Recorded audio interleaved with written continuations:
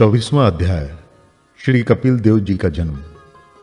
श्री मैत्रेय जी कहते हैं, उत्तम गुणों से सुशोभित मनु कुमारी देवहूति ने जब ऐसी वैराग्य युक्त बातें कहीं, तब कृपालु कर्दम मुनि को भगवान विष्णु के कथन का स्मरण हुआ और उन्होंने उससे कहा। कर्दम जी बोले, दोष रहित राजकुमारी, तुम अपने विषय में इस प्रकार खेद ना करो। तुम्हारे गर्भ में अविनाशी भगवान विष्णु शीघ्र ही पधारेंगे। प्रिय, तुमने अनेक प्रकार के व्रतों का पालन किया है, अतः तुम्हारा कल्याण हो। अब तुम संयम, नियम, तप और दानादि करते हुए श्रद्धा पूर्वक भगवान का भजन करो। इस प्रकार आराधना करने पर श्री हरि तुम्हारे गर्भ से अवतीर्ण होकर मेरा यश बढ़ावेंगे और ब्रह्म ज्ञान का उपदेश करके तुम्हारे हृदय की अहंकारमयी ग्रंथि का छेदन करेंगे। श्री मैत्रेय जी कहते हैं, विदुर जी, प्रजापति कर्दम के आदेश में गौरव बुद्धि होने से देवहूति ने उन पर पूर्ण विश्वास किया और वो निर्विकार जगत गुरु भगवान श्री पुरुषोत्तम की आराधना करने लगी। इस प्रकार बहुत समय बीत जाने पर भगवान मधुसूदन कर्दम जी के वीर्य का आश्रय ले उसके गर्भ से इस प्रकार प्रकट हुए जैसे काष्ठ में से अग्नि। उस समय आकाश में मेघ जल बरसाते हुए गरज गरज बाजे बजाने लगे। गंधर्वगण गान करने लगे और अप्सराएं आनंदित होकर नाचने लगी। आकाश से देवताओं के बरसाए हुए दिव्य पुष्पों की वर्षा होने लगी। सब दिशाओं में आनंद छा गया। जलाशयों का जल निर्मल हो गया और सभी जीवों के मन प्रसन्न हो गए। इसी समय सरस्वती नदी से घिरे हुए कर्दम जी के उस आश्रम में मरीचि आदि मुनियों के सहित श्री ब्रह्मा जी आए। शत्रुदमन विदुर जी स्वतः सिद्ध ज्ञान से संपन्न अजन्मा ब्रह्मा जी को यह मालूम हो गया था कि साक्षात पर ब्रह्मा भगवान विष्णु सांख्य शास्त्र का उपदेश करने के लिए अपने विशुद्ध सत्वमय अंश से अवतीर्ण हुए हैं। अतः भगवान जिस कार्य को करना चाहते थे उसका उन्होंने विशुद्ध चित्त से अनुमोदन एवं आदर किया और अपनी संपूर्ण इंद्रियों से प्रसन्नता प्रकट करते हुए कर्दम जी से इस प्रकार कहा। श्री ब्रह्मा जी ने कहा, प्रिय कर्दम, तुम दूसरों को मान देने वाले हो। तुमने मेरा सम्मान करते हुए जो मेरी आज्ञा का पालन किया है, इससे तुम्हारे द्वारा निष्कपट भाव से मेरी पूजा संपन्न हुई है। पुत्रों को अपने पिता की सबसे बड़ी सेवा यही करनी चाहिए कि जो आज्ञा ऐसा कहकर आदर पूर्वक उनके आदेश को स्वीकार करे। बेटा, तुम सभ्य हो। तुम्हारी ये सुंदरी कन्याएं अपने वंशों द्वारा इस सृष्टि को अनेक प्रकार से बढ़ावेंगी। अब तुम इन मरीचि आदि मुनिवरों को इनके स्वभाव और रुचि के अनुसार अपनी कन्याएं समर्पित करो और संसार में अपना सुयश फैलाओ। मुने, मैं जानता हूं जो संपूर्ण प्राणियों की निधि है, उनके अभीष्ट मनोरथ पूर्ण करने वाले हैं। वे आदि पुरुष श्री नारायण ही अपने योग माया से कपिल के रूप में अवतीर्ण हुए हैं। फिर देवहूति से बोले, राजकुमारी, सुनहरे बाल, कमल जैसे विशाल नेत्र और कमलांकित चरण कमलों वाले शिशु के रूप में कैटभासुर को मारने वाले साक्षात हरि ने ज्ञान विज्ञान द्वारा कर्मों की वासनाओं का मूलोच्छेदन करने के लिए तेरे गर्भ में प्रवेश किया है। ये अविद्या जनित मोह की ग्रंथियों को काटकर पृथ्वी में स्वच्छंद विचारेंगे। ये सिद्ध गणों के स्वामी और सांख्याचार्यों के माननीय होंगे। लोक में तेरी कीर्ति का विस्तार करेंगे और कपिल नाम से विख्यात होंगे। श्री मैत्रेय जी कहते हैं, विदुर जी, जगत की सृष्टि करने वाले ब्रह्मा जी उन दोनों को इस प्रकार आश्वासन देकर नारद और सनकादि के साथ ले हंस पर चढ़कर ब्रह्मलोक को चले गए। ब्रह्मा जी के चले जाने पर कर्दम जी ने उनके आज्ञा अनुसार मरीचि आदि प्रजापतियों के साथ अपनी कन्याओं का विधि पूर्वक विवाह कर दिया। उन्होंने अपनी कला नाम की कन्या मरीचि को, अनसुया अत्रि को, श्रद्धा अंगिरा को एवं हविर्वी पुलसत्य को समर्पित की। तुलह को उनके अनुरूप गति नामक कन्या दी। क्रतु के साथ परम साध्वी क्रिया का विवाह किया। भृगु जी के ख्याति और वशिष्ठ जी को अरुंधुति समर्पित की। अथर्वा ऋषि को शांति नाम की कन्या दी, जिससे यज्ञ कर्म का विस्तार किया जाता है। कर्दम जी ने उन विवाहित ऋषियों का उनकी पत्नियों के सहित खूब सत्कार किया।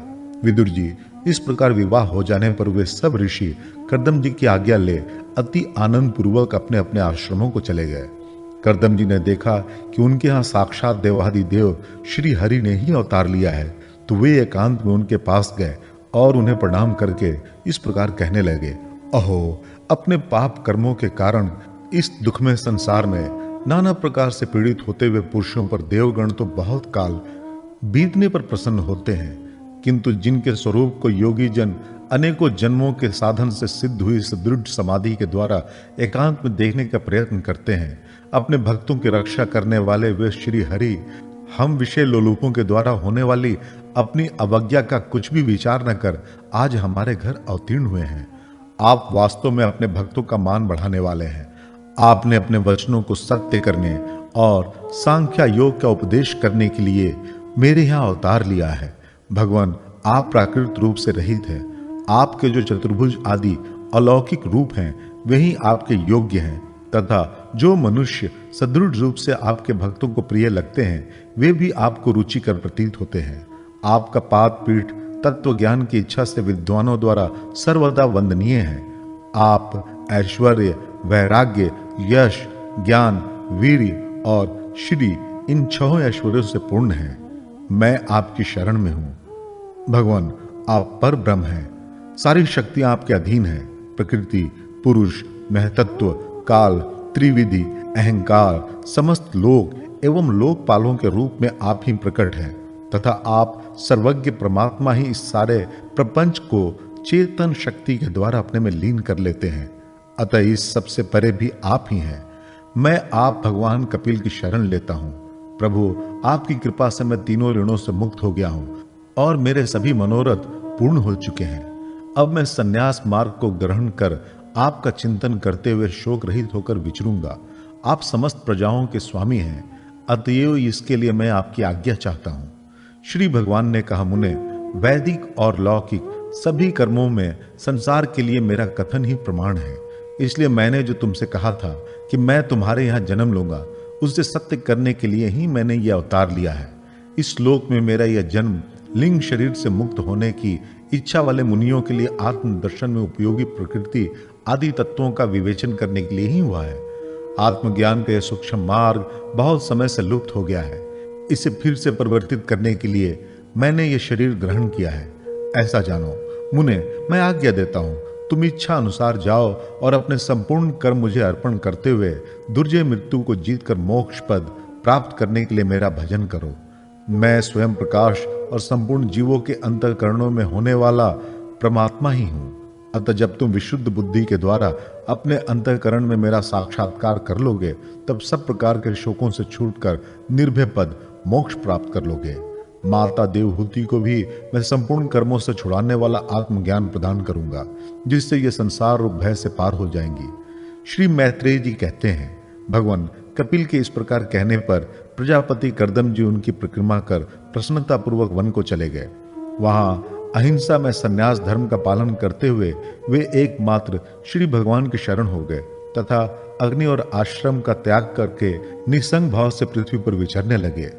जो कार्य कारण से अतीत है, सत्वादि गुणों का प्रकाशक एवं निर्गुण है और अनंत भक्ति से ही प्रत्यक्ष होता है, उस पर ब्रह्म में उन्होंने अपना मन लगा दिया।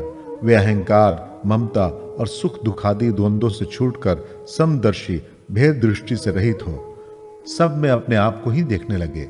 उनकी बुद्धि अंतर्मुख एवं शांत हो गई। उस समय धीर कर्दम जी शांत लहरों वाले समुद्र के समान जान पड़ने लगे। परम भक्ति भाव के द्वारा सर्वांतरयामी सर्वज्ञ श्री वासुदेव में चित्त स्थिर हो जाने से वे सारे बंधनों से मुक्त हो गए। संपूर्ण भूतों में वे अपने आत्मा श्री भगवान को और संपूर्ण भूतों को आत्म स्वरूप श्री हरि में देखने लगे। इस प्रकार इच्छा और द्वेष से रहित सर्वत्र साम बुद्धि और भगवत भक्ति से संपन्न होकर श्री कर्दम जी ने भगवान का परम पद प्राप्त कर लिया।